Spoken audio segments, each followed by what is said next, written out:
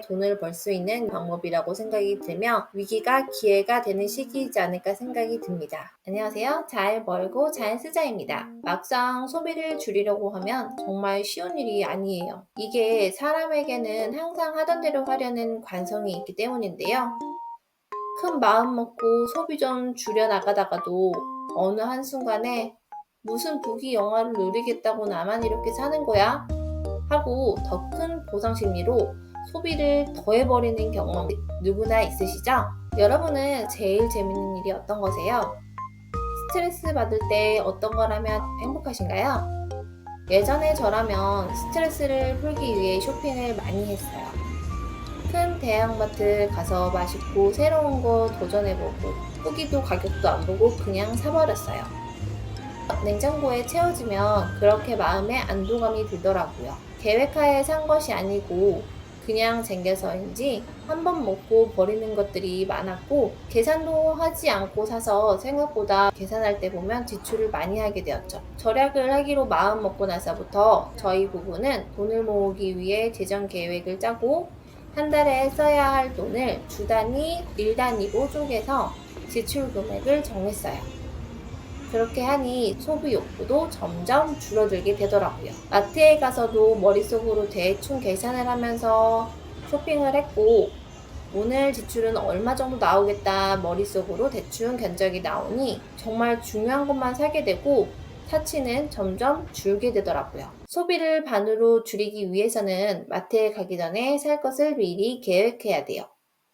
미리 계획하에 가니 버리는 것들이 이제 없어지고 정말 필요하고 가성비 좋은 것들만 사게 돼요. 늘 마트에 가면 있는 가성비 좋은 콩나물은 식비 절약하는데 도움이 정말 많이 돼요. 마트에 가서 800g짜리 콩나물을 3,780원에 사왔어요. 2주 정도 된 돼지고기가 냉동실에서 너무 깡깡 얼었는데 시간은 없어 그냥 김치를 넣고 팔팔 끓였어요. 다 끓이고 먹을 때 고기는 가위로 잘라주었어요. 김치찌개는 오래 끓일수록 맛이 어우러져 맛있거든요. 마지막에 콩나물을 씻어서 오래 끓인 김치찌개에 넣어주면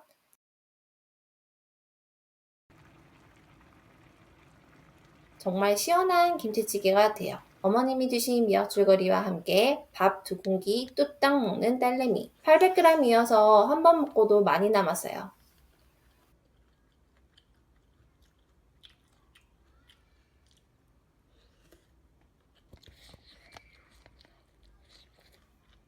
남은 콩나물을 가지고 콩나물 무침과 콩나물 밥 2가지 요리를 동시에 해 먹을 거예요.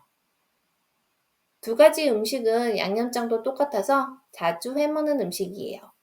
먹고 또 남았네요. 소금 조금 넣고 끓는 물에 콩나물을 넣어서 3에서 5분 정도 익혀요. 저희 가족은 너무 아삭한 거는 안 좋아해서 5분 정도 익혔어요. 삶은 콩나물을 찬물에 식혀요. 콩나물 반은 무침에 반은 콩나물 밥 위에 올려 먹을 거예요.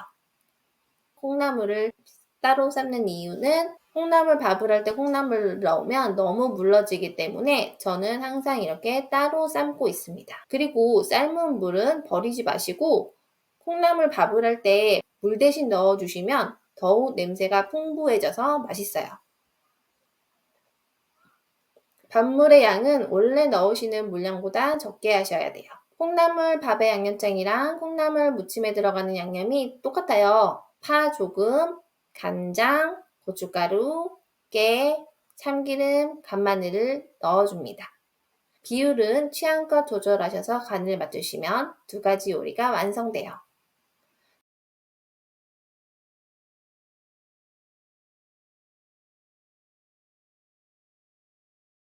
단백질을 위해 콩나물 밥 위에 달걀 플라이를 해서 올려줬어요.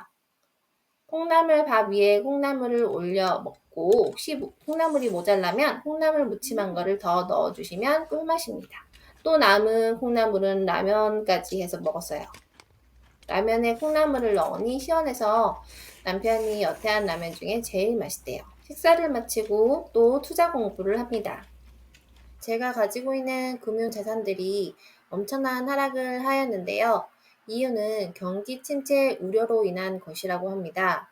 국내 주식 및 미국 주식 등 전 세계의 자산이 하락을 하였는데요. 경기 침체 이후로는 안 좋게 나온 미국의 실업률, 일본은행의 금리 인상, 투자의 대가인 버핏이 전 세계 시가총액 1위 주식인 애플을 절반이나 팔아버렸다는 데에서 더욱 패닉셀이 나온 것 같습니다. 자산 시장이 붕괴된다는 공포가 시장을 지배해야 연준은 금리 인하를 할 것이고, 그 명분을 쌓기 위해서는 추가 뉴스로 인한 변동성에 대해서 예상이 되며, 그로 인해 이번 주는 고통의 한 주가 될 것이라 생각됩니다. 정한 금액이 오면 공포를 이기고 국내 주식 및 미국 주식, 코인을 적립식으로 떨어졌을 때 매수하면 하락장에 돈을 벌 수 있는 방법이라고 생각이 들며, 코로나 때 많이 떨어졌다가 오른 것처럼 위기가 기회가 되는 시기이지 않을까 생각이 듭니다. 얼죽신을 들어보셨나요? 얼죽안은 들어봤어도 얼죽신은 또 처음 들어보는데요. 얼어 죽어도 신축 아파트라고 합니다. 요즘 젊은 층의 신축 아파트 선호가 큰 가운데 올해 들어 신축 아파트가 상승률이 구축 아파트보다 3배 이상 높은 것으로 나타났다고 합니다. 1년에서 5년 된 아파트는 상승률이 0.41, 6에서 10년 된 건 0.31, 10년 초과된 것은 0.13으로 입주 1년에서 5년 차 단지와 10년 초과 단지를 비교하면 5년 이하 신축 아파트 단지가 3배 이상 올랐다고 합니다. 이는 4년 전 부동산 호황기 때와는 다른 모습이라고 하는데요.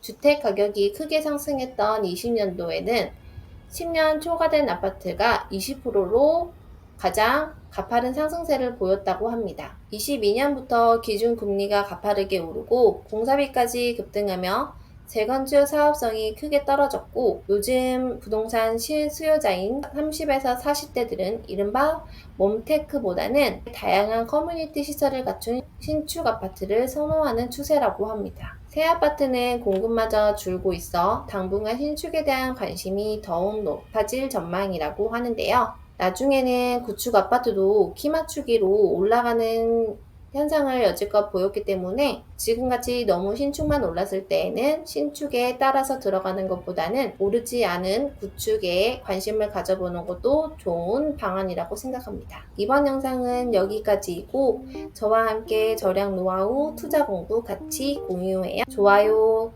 구독, 알림은 저에게 힘이 됩니다. 오늘도 끝까지 시청해주셔서 감사합니다.